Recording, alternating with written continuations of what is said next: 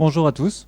Je me présente, je m'appelle Bliss Florian, je suis assistant de régulation médicale depuis maintenant 15 ans. J'ai été aide-soignant 5 ans auparavant d'assurer cette fonction. Je travaille au SAMU 57 et je suis passionné d'informatique.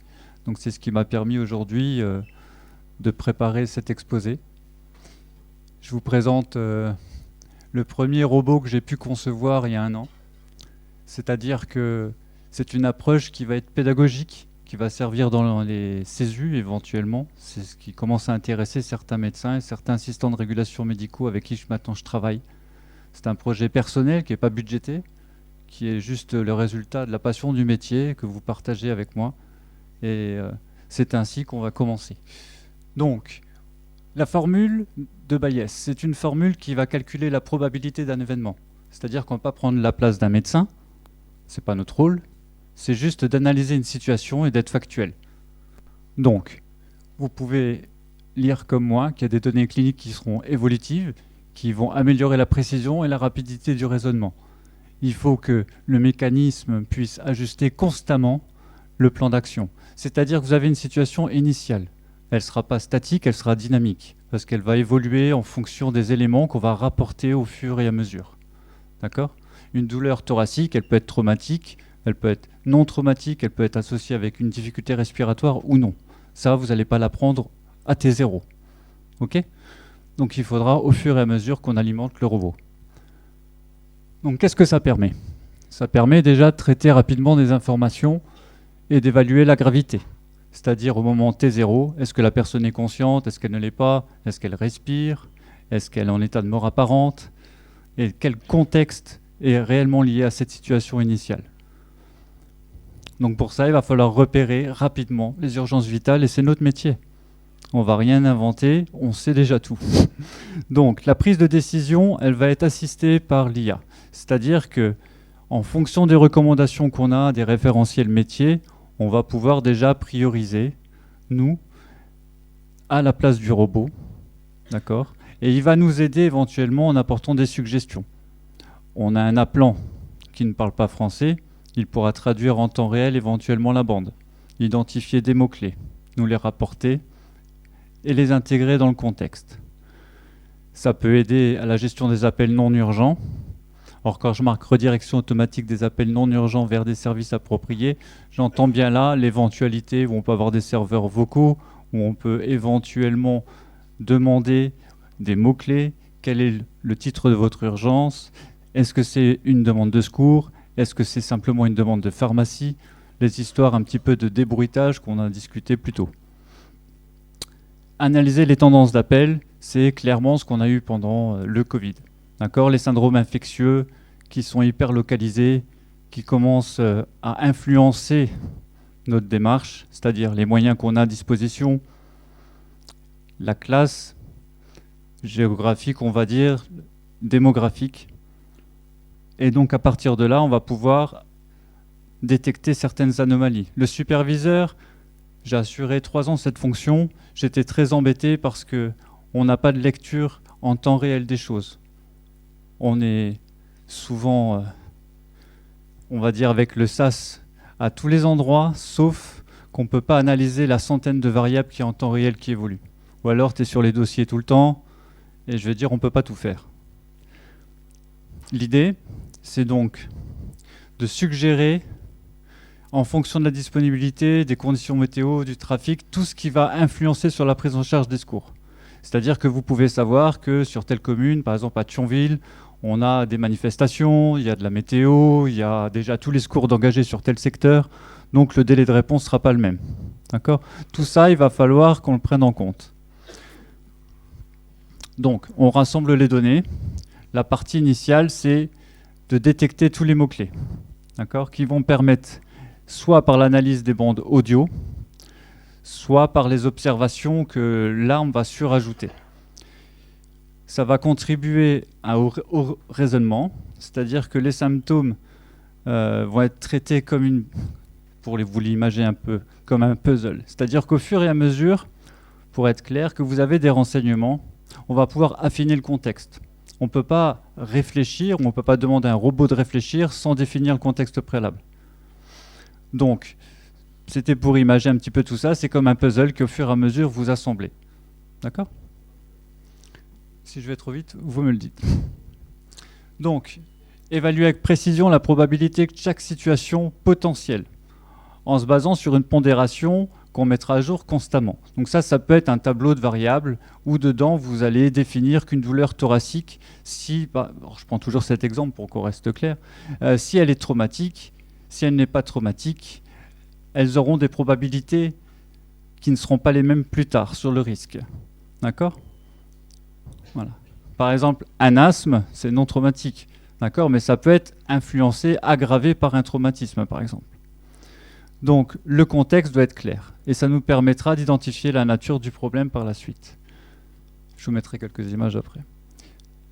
Donc, il y a à peu près 150 paramètres. Celles-là, elles vont servir à identifier la problématique, à la comprendre, à définir les liens de causalité sur cette problématique, les stratégies d'atténuation des risques qu'on va pouvoir identifier à partir de cette problématique, et par la suite pouvoir raisonner. Donc on envisage après toutes les différentes pistes possibles pour y répondre. La formule, en gros, c'est ça. Donc j'ai rien inventé. D'accord? C'est juste que il ne faut pas prendre la place du médecin en se disant voilà, on a compris que ça peut être telle maladie ou pas. Non, c'est de rester factuel. D'accord? Donc la probabilité d'une hypothèse H, d'accord? Sachant qu'il y a des évidences qui sont observées. C'est bien ça qu'il faut retenir. OK? Donc là, comme vous pouvez voir, à la fin, ça ne va pas vous donner un score de pourcentage. Vous m'excuserez pour le point d'interrogation, c'est un slash. Ça ne va pas vous donner 94% de possibilité qu'il y ait telle maladie ou pas. Ce n'est pas l'idée. D'accord? C'est juste de comprendre que pour une situation T, on a tous les liens de causalité qui pourront montrer, on appelle ça des données pré-test, d'accord, qui pourront expliquer de ce que l'on connaît tous les risques potentiels qui suivront cette situation. C'est difficile à comprendre. C'est-à-dire que vous avez deux patients avec un syndrome infectieux. D'accord? Ils ont de la fièvre tous les deux, ils respirent mal tous les deux. D'accord? Ça, c'est sur les données pré-test, on sait, d'accord, que ça peut évoluer. La donnée pré-test, ça va être par exemple le test pour la grippe. Vous faites un test pour la grippe, il n'y en a qu'un des deux qui est positif, donc il n'y en a qu'un des deux qui a la grippe. Donc la probabilité qu'elle ait la grippe, 100% pour l'un, 0 pour l'autre. OK? À partir de là, vous allez systématiquement à chaque... Alors après, pour la fréquence des données, ça sera en fonction de ce que vous pouvez faire. Ça peut être toutes les 30 secondes, ça peut être toutes les minutes, ça peut être une action humaine qui va réactualiser. L'idée, c'est que ça vous suggère au fur et à mesure. Ça détecte les mots-clés, ça vous les présente et ça crée un semblant de raisonnement. Un robot ne peut pas raisonner. 1 plus 1, il ne sait pas que ça fait 2. C'est sa base de données qui dit qu'il y a 3 millions de lignes où 1 plus 1, ça fait 2. C'est tout. Mais il ne pourra pas le calculer pour vous. Donc ça, c'est bien important d'avoir tous les éléments. C'est vous qui prendrez la décision finale. Le robot ne va rien engager. Alors à quoi ça sert? Ça sert éventuellement à sélectionner des hypothèses. Les hypothèses là vont pouvoir à chaque information être éliminées, confirmées ou infirmées. D'accord? Et ça, c'est bien pour la pédagogie. Donc, comme je vous disais, les probabilités pré-test, c'est l'évaluation initiale de la probabilité d'une condition spécifique. D'accord? C'est-à-dire qu'elle va être basée sur des données éventuellement de santé publique, des données qu'on connaît, des études de rétex, quelle situation qu'on connaît a déjà donné P2 comme priorité et B0 au bilan. Est-ce que c'est l'absence de régulation médicale? Est-ce que c'est le délai d'intervention? Est-ce qu'il y a d'autres facteurs qu'on peut prendre en compte? Donc, à partir de là, vous aurez votre situation. Et la donnée post-test avec les probabilités qui vont permettre par la suite, comme je vous ai dit du test grippe, d'éliminer tout ce qu'on avait supposé avant.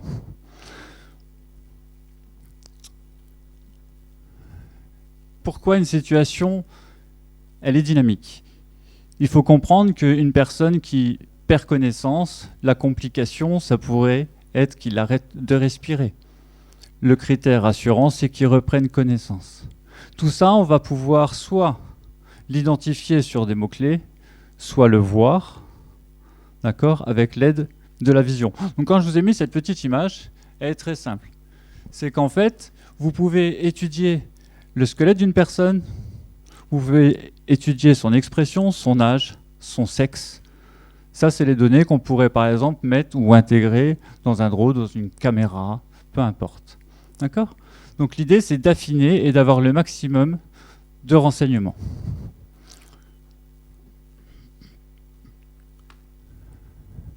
Comme je parlais donc de l'âge, du sexe, du poids, des émotions, des antécédents familiaux, c'est tout ce que vous allez noter de toute façon. Le où, qui, quoi. Ça se passe dans telle commune, l'appelant vous décrit telle situation, le patient a tel âge, il est conscient, il ne l'est pas, il a des antécédents, etc. Ça, c'est tous des éléments factuels qui vont vous permettre de rassembler et de recomposer le puzzle. Donc on va ajuster les prédictions pour être toujours au plus fidèle du contexte qu'on va considérer clinique. Le patient est déjà blessé, il respire mal, il ne peut plus parler. Dans ce cas, le patient a déjà une condition à contextualiser et à prendre en compte. Le mal est déjà fait. Ajuster les prédictions, ça veut dire qu'on peut les modifier pour rester au plus fidèle. Il reprend connaissance, la situation a changé à T+1. Et la mémoire du robot va être de garder tout au long de la discussion tous ces éléments. Donc il va pouvoir reconstruire la chronologie des événements, d'accord, et éliminer les probabilités ou pas qu'il ait telle maladie, telle blessure, telle complication possible. Après, il y a l'exécution des tâches. C'est-à-dire que le robot, une fois qu'il a compris ça, il a construit son contexte. Il sait les risques qui vont découler d'une situation, il va calculer les risques, encore une fois, calculer la stratégie d'atténuation des risques, les options de contingence liées au problème, pas pour tenter de les résoudre, mais pour essayer de comprendre la menace immédiate liée à cette situation et les probabilités futures qui en découleraient. Quels sont les facteurs qui vont favoriser une complication? Quelles sont celles qui vont les atténuer? Donc il présente sa réponse à l'utilisateur. Ça, encore une fois, ça peut être sous plein de formes. Pour le CESU, pour le côté éducatif, pédagogique, les chatbots conversationnels sont très bien. Maintenant, pour étudier un dossier de régulation médicale en entier, on n'a pas besoin de discuter avec le robot. Lui, il va lire les éléments. Donc l'idée, c'est ça. Je ne sais pas si vous le voyez clairement. Ouais. Vous allez pouvoir entrer dans le robot tout ce qui est textuel, d'accord ? Le texte, ça peut être le résultat d'une retranscription de l'audio, ça peut être la lecture des données, qui seront bien sûr anonymisées, c'est pas la question, d'accord ? Et tout ce qui est les objets connectés. Vous pouvez avoir des montres connectées qui donnent des alertes, vous pouvez faire des ECG et puis récupérer des données textuelles, d'accord ? Ça, c'est que des données brutes, ou des images, ou des vidéos. Parce que je vous rappelle qu'une vidéo, c'est 25 images secondes, donc il n'y a aucune raison qu'on ne puisse pas prendre une image sur les 25 à chaque fois. D'accord ? Voilà. De là, ça va aller dans le serveur. Le serveur, il va donc rassembler toutes les informations que vous lui avez données, sans les interpréter. Il va simplement les classer pour ne pas les perdre, les mettre dans une chronologie, pour comprendre que telles informations dépendaient du temps initial, et le T1, le T2, le T3, jusqu'à la fin de la conversation. Et la fréquence des éléments qu'on va rapporter dans le robot seront choisis par l'utilisateur. Ça, on peut déjà le pré-régler à l'avance, ce n'est pas un problème. Donc, qu'est-ce qu'on peut comprendre là-dedans? On peut comprendre que quelqu'un qui dit qu'il ne respire pas bien, qui a des bruits respiratoires, qui ne termine pas ses phrases, d'accord? Tout ce qu'on sait qui fait engager des départs réflexes, ça peut être compris par le robot. Ça peut être mal compris aussi. D'accord? C'est pour ça qu'il faut l'entraîner pour ça. Voilà. Donc il y a une dynamique situationnelle, c'est-à-dire qu'elle va changer en fonction de plein de facteurs. On peut perdre la communication aussi. Ça, c'est un élément qu'il faut prendre en compte. Donc l'idée, c'était de pouvoir rassembler tous les signes cliniques identifiés, d'accord, pour les rapporter dans la formule que je vous ai montrée plus tôt, qui, par simple calcul de probabilité, c'est tout, va regarder ce qui est viable, ce qui est potentiel ou pas. Le principe diagnostic différentiel, à moins que je me trompe, c'est toujours de partir du plus grave et d'éliminer et de garder au bénéfice du patient l'éventualité que. Voilà. Et ça peut être pour n'importe quelle situation. Et vous allez voir qu'en fait, il va faire sa boucle. Hop, voilà, je ne bouge plus. Dans l'application du théorème de Bayes, vous allez pouvoir revenir avec une flèche rouge. C'est-à-dire que dès que pour lui, il y a un élément qui est encore viable, il va faire sa boucle. Et après, il peut discuter d'un diagnostic possible. Quand je dis diagnostic, entre guillemets, si je choisis mal mes mots, je ne suis pas médecin, je l'entends. Mais c'est une possibilité, une probabilité qu'on puisse identifier le problème. Et là, il va comparer avec les recommandations, que ce soit du SAS, d'accord, ou celles qu'on a en interne, pour prendre une décision ou vous suggérer quelque chose, une alerte. Soit il continue sa boucle. Hop là. Donc, qu'est-ce qu'on peut faire? L'idée, c'était qu'on propose au robot une image pour qu'il comprenne le contexte. Pour comprendre le contexte d'une image, il faut donc identifier les éléments remarquables dont on a besoin. Là, l'idée, c'est juste un enfant qui, bien sûr, est debout sur une chaise, à proximité d'une fenêtre. Le risque, pour nous, il est évident. Pour le robot, il n'existe pas. C'est factuel, il voit juste un enfant sur une chaise.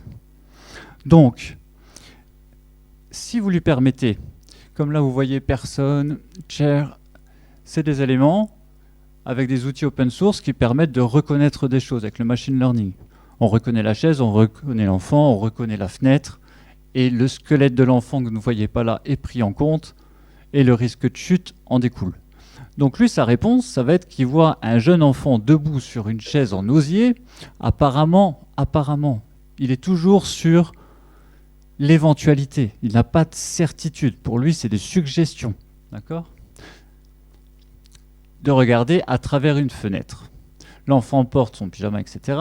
L'intérieur de la pièce, il va vous la décrire. Donc dedans, il y a des éléments qui sont à prendre ou à ne pas prendre. D'accord ? Mais il va faire une interprétation globale de la situation. De là, il va définir ses risques. Une chute potentielle, un risque lié à la fenêtre, les objets autour, la difficulté à accéder à l'enfant, même pour le freiner au moment-là. Et il va conclure aussi dans la problématique. Pourquoi on en est arrivé là ? Quelles situations ont mené à ce que l'enfant soit seul sur la chaise debout ? Souvent, ça va être la curiosité de l'enfant ou l'absence de surveillance. Donc tous les éléments-là, vous allez me dire, il y en a peut-être qui sont intéressants, d'autres qui ne m'intéressent pas, mais elles sont disponibles. Donc tout sera pris en compte. Vous voyez dans le deuxième exemple ce qu'on appelle une segmentation. C'est-à-dire que sur une image, vous allez donc identifier le grand carré. Le grand carré est une personne, c'est un élément remarquable que vous avez besoin d'identifier. Dedans, on va pouvoir segmenter son corps. Segmenter vous permettra de conclure sa position, le risque de déséquilibre. Donc là, on voit bien que l'environnement domestique, il le comprend. Il voit des éléments, le four, il comprend que c'est une cuisine, en gros. D'accord ? Donc, la cause, c'est aussi le souci de sécurité lié à tout ça, parce qu'on sait que dans un environnement domestique avec un enfant de bas âge, il y a danger, c'est connu déjà. Le robot n'a rien inventé, il va chercher des données qui existent déjà. Okay ? C'est comme un expert en assurance là-dessus. Donc, l'impact sur le contexte, c'est le risque pour l'enfant, les dangers potentiels et la nécessité de supervision, comme je vous ai dit, sur la surveillance parentale. Là, c'est dommage, c'est pas animé. Mais donc, on peut explorer les causes, analyser une dynamique qui évolue. Il n'y a rien de statique, encore une fois. Même si l'interprétation au moment T0, elle va être statique sur les éléments, il y aura un T1, il y aura un T2, et il va comprendre la chronologie des faits. D'accord ? Il comprendra qu'il est tombé de la chaise parce qu'il était dessus, parce qu'il n'était pas surveillé, parce qu'il y avait un risque. Voilà. Donc, il y aura toujours une stratégie d'atténuation des risques. Voilà. Donc là, vous voyez, par exemple, c'est ce que je voulais vous montrer, mais même si ce n'est pas animé, dommage. Quand on apprécie une photo, c'est quoi ? C'est le résultat d'un capteur. Donc, il y a la caméra normale, il y a la caméra thermique, il y a la caméra infrarouge, il y a la vision nuit, etc. Prendre une image isolée, essayer de l'interpréter, une autre image isolée, essayer de l'interpréter. Moi, hier, j'ai vu une image, par exemple, d'une caméra thermique avec une voiture SMUR, où on dit, vous voyez, l'arrière, il est chaud. Mais est-ce que, avec la lecture des écritures, on ne pourrait pas lire la plaque, lire ce qui a marqué, par exemple, SAMU, voir que c'était de nuit ? Il y a plein d'éléments qui permettent d'interpréter sur les 4 images en même temps. La vidéo montrait tout simplement quelqu'un qui traverse. Et quelqu'un qui traverse de nuit sur une voie qui n'est pas éclairée, bah, vous n'allez pas voir grand-chose, sauf sur la thermique, sur la vision de nuit. Donc vous êtes obligé d'avoir l'interprétation en temps réel des 4 images. Ça, c'est un exemple simple. Et je pense qu'avec tous les outils qu'on a vus et toutes les démonstrations qu'on a eues en 2 jours, franchement, on aura encore d'autres sources possibles. Là encore, je ne vais rien expliquer. Je vais expliquer juste, voilà l'image. C'est le T0. Je n'ai pas dit que c'était mon grand-père, je n'ai pas dit quel âge il avait, je n'ai pas dit que c'est moi qui ai pris la photo, j'ai rien dit du tout. Je lui mets juste la photo. D'accord ? Et il en conclut que c'est un homme, déjà, qui semble être en détresse, probablement sur l'expression de son visage. Il ne motive pas toutes les raisons, d'accord ? Et il est probablement en détresse à cause d'une douleur thoracique. Donc ça, c'est déjà plus ou moins l'interprétation qu'il fait, mais ça reste factuel, d'accord ? Il se tient bien la poitrine, il grimace, c'est un homme. Voilà. Et la phrase qui suit, c'est quelque chose qui réfléchit de lui-même. Dans cette situation, il est crucial de chercher immédiatement de l'aide médicale. Il a compris que là, il y a besoin d'un avis de secouriste, médical, peu importe, il y a besoin d'aide. Parce que ça peut être quelque chose de sérieux comme une crise cardiaque. Ça, après, son interprétation peut très bien l'enlever. Là, on comprend que juste sur une image, il a compris que c'est un homme qui n'est pas bien, qui se tient la poitrine, et dans ce contexte-là, il y a probablement besoin d'un avis. Ok ? Et ça, c'est pour le contexte. Vous lui rajoutez, je lui ai mis un ECG, d'accord, qu'on trouve sur le site que je vous ai montré. Et pour l'exemple, j'ai juste mis sur GPT Vision, avec un prompt, c'est-à-dire des instructions qu'on peut donner au modèle, qui est, entre guillemets, un mode d'emploi, un manuel, comment lire un ECG. D'accord ? Il n'est pas cardiologue, il n'est pas médecin, il ne le remplacera jamais. C'est juste, compte les carreaux, regarde ce qui est positif sur une onde, regarde les périodes. Et je ne le compare pas à d'autres. Et là, effectivement, il peut vous donner des choses intéressantes. Donc là, pour l'exemple, il trouve un CAST+. D'accord ? Donc, toutes les phrases qui vous montrent V2, V6, même moi, honnêtement, je ne suis pas expert là-dedans, je suis encore moins cardiologue, et c'est pas à moi de dire si c'est vrai ou pas. D'accord ? Par contre, le résultat que vous avez là, textuel, ça peut être le résultat déjà qu'un médecin vous a donné, ça peut être le résultat qu'une machine vous a répondu. Un ISP qui fait un ECG, on reçoit déjà généralement des tracés avec une préinterprétation. Donc ça peut déjà être des éléments. L'idée, c'est de pouvoir expliquer au robot, que le robot comprenne que une douleur thoracique, une sensation de malaise, une personne grimaçante, comme on a vu précédemment, qui a des signes électriques comme ça, est un infarctus. Et c'est ça l'idée. Ok ? Sinon, il ne le comprendrait pas de lui-même. Si vous lui mettez simplement la petite phrase que je vous montre là sur l'interprétation, il n'aura pas le contexte clinique. Il ne sait pas qui c'est, il ne sait pas où il est, il ne sait pas l'âge qu'il a, il ne sait pas s'il respire bien, il ne sait pas s'il a mal, il ne sait rien du tout. Donc encore une fois, comme je vous disais, il suggère fortement une probabilité d'infarctus. Comme je vous ai dit, avant le test de la grippe, après le test de la grippe, ce n'est pas la même probabilité. Là, l'idée serait la même. Ok ? Donc après, en fonction de vos recommandations, il va vous suggérer de le garder en ligne ou pas. Encore une fois, pour l'accident de la route, vous allez pouvoir lui mettre une photo où, même si là elle est incomplète, vous m'excuserez, il voit donc une scène d'accident. Ça pourrait être un malaise devant une voiture à l'arrêt, mais il voit qu'elle est un petit peu cassée. Là, il le met dans l'interprétation sur l'image complète que là il n'y a pas, et qu'il est apparemment inconscient. Comment qu'il devine qu'il est apparemment inconscient ? Sur l'étude du squelette, sur le fait qu'il ne bouge pas, le fait qu'il ait les yeux fermés, et qu'il ait une position qui prête à comprendre qu'il ne réagit pas. Donc ça, le robot il ne le sait pas de lui-même, c'est que la succession d'éléments qui font que la probabilité montrerait qu'il est inconscient. Il est à côté de quoi ? D'un vélo renversé, avec une femme accroupie à côté de lui. Vous en gardez ce que vous voulez. Mais déjà, avec tous ces éléments-là, il va pouvoir suggérer qu'il y a eu éventuellement une collision. Donc tout ça, en fait, On le dit, on le regarde ensemble, on discute. Mais ça, le robot, il peut pré-traiter ces informations. D'où l'intérêt, éventuellement, d'avoir des écoutes sur les bandes. Par exemple, avant de décrocher, vous avez un e-call. Le e-call, il va vous répéter pendant 5 fois une position GPS. Il parle avec qui? Avec la bande. Vous ne l'entendez pas. Vous allez le décrocher, c'est déjà la 7e ou la 8e fois qu'il est en train de vous répéter. Ouais.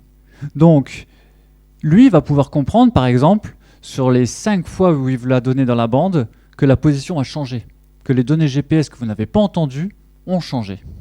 Donc ça suggère éventuellement que la voiture est toujours en mouvement. Est-ce que c'est réellement un accident ou pas? Il va comprendre, il va pouvoir prélocaliser, regarder les points d'intérêt et suggérer déjà pas mal de choses. J'étais un peu vite pour vous aider. Donc là, évaluer, orienter, prioriser les interventions, je ne vous apprends rien. C'est vraiment l'idée. C'est qu'on puisse avoir des suggestions sur du temps que nous, on n'a pas. C'est-à-dire avoir 7 vignettes en attente, ne pas connaître leur nature, ne pas avoir des éléments déjà qu'on puisse comprendre, confirmer ou infirmer. Ok ? Je vais vous montrer juste une petite vidéo, d'accord, qui en fait sert à éduquer le robot. C'est-à-dire que en CESU, comme il y a le simulphone, on peut le faire éventuellement en vidéo. Alors je vous montre juste ça, c'est très très court. C'était encore il y a un an. Bonjour. Quel est votre âge? Et il y aura... Bonjour. Quel est votre âge et sexe? Bonjour Léa, je m'appelle Florian et je suis un homme de 42 ans. Je pèse 65 kg et mesure 1m87. Je suis diabétique.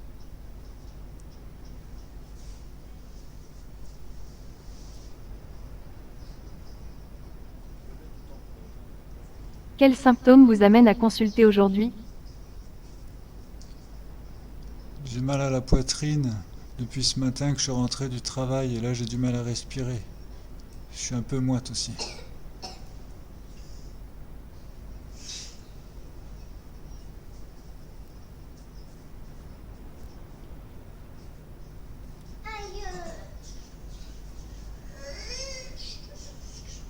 Avez-vous des antécédents d'hypertension, de tabagisme ou de maladies cardiovasculaires dans votre famille? J'ai fumé pendant 20 ans.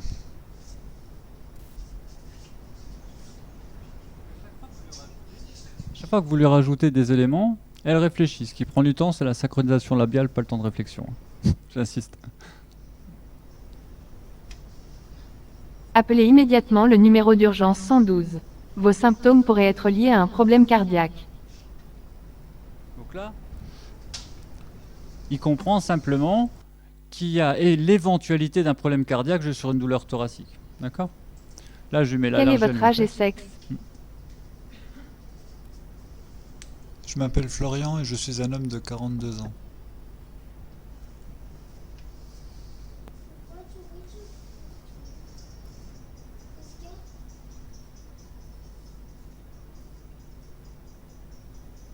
Depuis combien de temps ressentez-vous des symptômes, et quels sont-ils?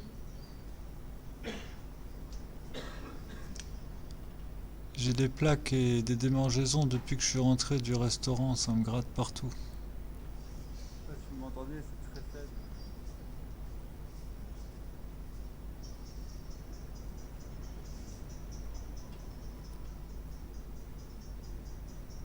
Avez-vous consommé un aliment auquel vous êtes allergique ou qui pourrait déclencher une allergie alimentaire?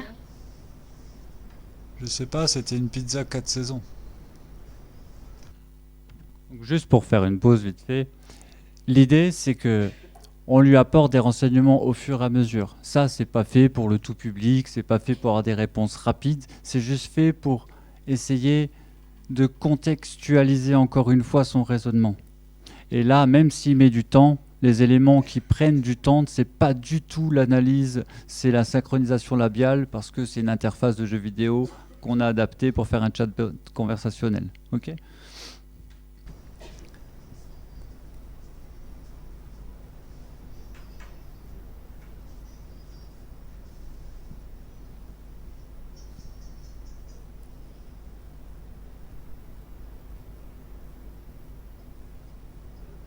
Avez-vous d'autres symptômes tels que difficulté à respirer, gonflement du visage, des lèvres ou de la langue, nausées, vomissements ou diarrhée? J'ai envie de vomir et j'ai la gorge qui me serre, j'ai du mal à avaler. Donc là, je donne volontairement des informations post-test, d'accord, pour qu'il réajuste ou qu'il confirme ou infirme la probabilité qu'il a dans le crâne que je fasse une réaction allergique. Ok.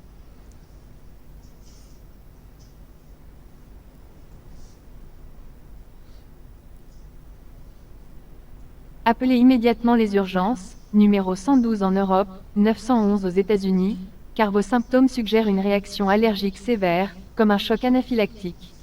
Ne tardez pas. C'est sympa et on ne s'attend pas toujours aux réponses qu'ils donnent. Voilà. Mais encore une fois, c'est pour vous montrer, juste vite fait, pour terminer, que ça ne dépend pas du modèle avec lequel vous allez travailler, que vous allez entraîner, que vous aurez les moyens de vous payer pour raisonner là-dessus. C'est juste que nous, notre expertise métier, c'est celle qui va permettre de contextualiser le risque. Comme vous le faites tous les jours quand vous décrochez. Là, c'est exactement les mêmes questions, le même raisonnement que vous pourriez avoir. D'accord ? Mais c'est celui qui va vous suggérer des informations complémentaires et qui va vous éviter de les perdre en cours de chemin. Voilà. Donc l'avenir nous montrera. Et une petite image, vite fait, encore une fois. Hop, si on peut... Ouh, c'est pas très parlant. Voilà. Ça, c'est... Voilà. Pour faire court, il y a une petite image, parce que je peux pas vous la montrer autrement. C'est finalement qu'on marche dessus. Voilà. Une fois, vous voyez, l'analyse de la dynamique situationnelle. Il va tout regarder, il va créer sa carte mentale lui-même, son mind map en fait, pour regarder toutes les éventualités de situation. Et après, il va donc continuer en fonction de ce que vous allez lui proposer. Là, vous voyez, quand il va voir identifier les facteurs clés, d'accord, et analyser la situation. Par la suite, il va descendre sur les menaces immédiates, sur les probabilités futures que l'événement soit crédible ou pas. Donc voilà, j'espère vous le montrer quand ça aura encore évolué. Pour l'instant, on en est là. Et merci à vous.